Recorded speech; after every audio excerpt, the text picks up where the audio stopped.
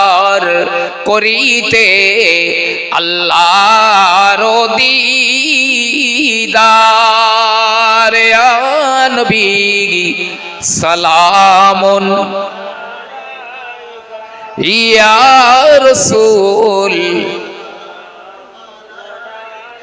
ইয়া হাবিব সালামুন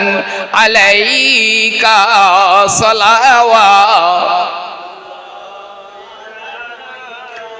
जब नबी पैदा हुए थे सब मलाक दर पे खड़े थे, रब्ब सल्लिम अला कहे रहे थे, बादाब यूं कहे रहे